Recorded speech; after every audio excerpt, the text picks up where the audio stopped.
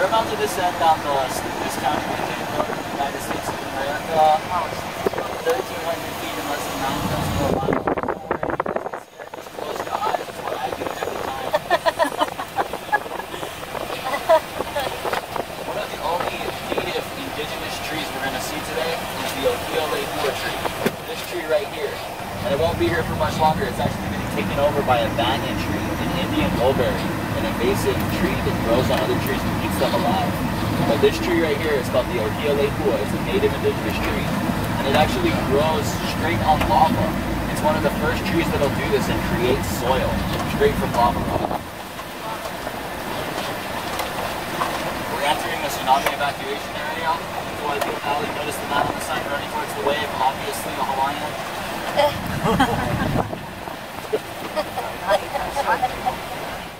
Mustangs. There's a herd of around 300 wild Spanish Farm Mustangs. They have really strong hooves. They're most horses, you put them in fresh water for too long, they'll get hoof rot. These guys, they walk through the mud like every day of their lives and never get hoof rot.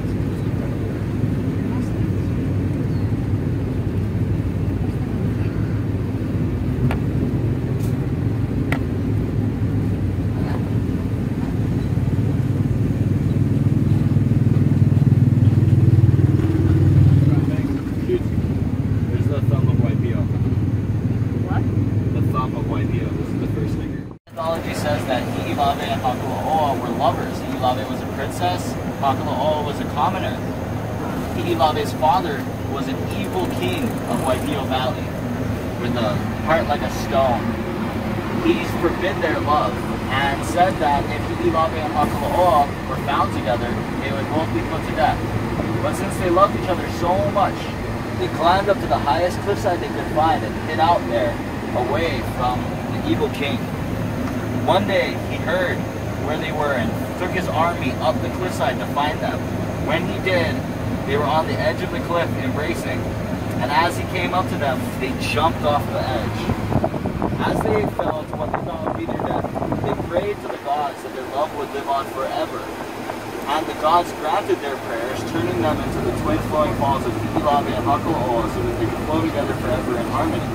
Some versions of the legend say that as they turned into the waterfalls, they washed away the evil king and all of his troops, and as they fell into the valley, they were turned into giant stones that sit underneath this waterfall, just as cold, lifeless, and hard as their hearts.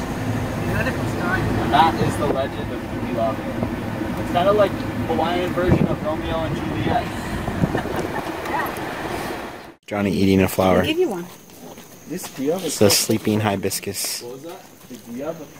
Is it good? Like lettuce. This is actually a Joni. Well, that one, yeah, that one's a guava. Like a sweet lettuce. Do you want a picture? Noni's a medicinal Let me take a picture of fruit it. that Hawaiians use for all sorts of stuff. Like nowadays, it's even like said to cure cancer and stuff like that. It goes into your bloodstream and it lowers your blood pressure.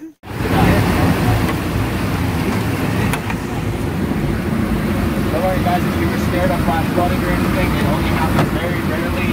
And if there was a flash flood, soldier deer would drop from the roof.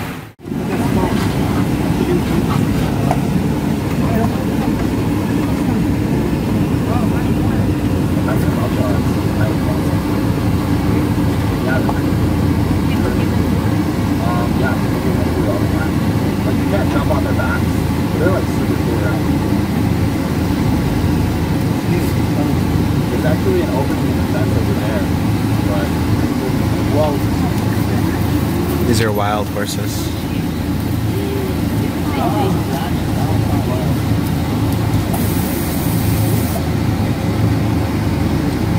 It's like, what do you got for me?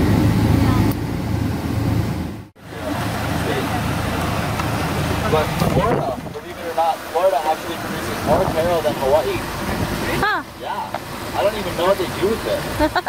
No one eats it. I've never met someone from Florida who knew what apparel was. They ship it to Hawaii. Probably, yeah. Or they should ship it to like Asia.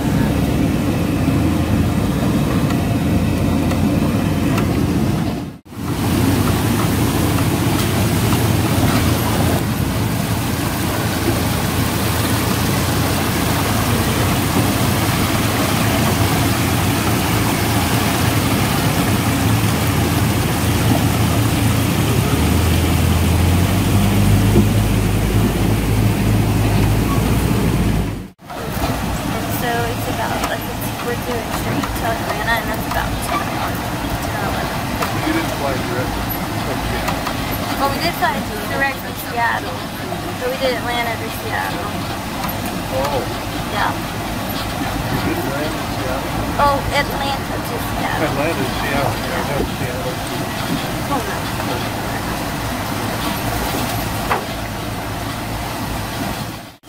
Alright guys, time to make our ascent up and out of Waipio Valley. This part of the ride is kind of like NASA training camp.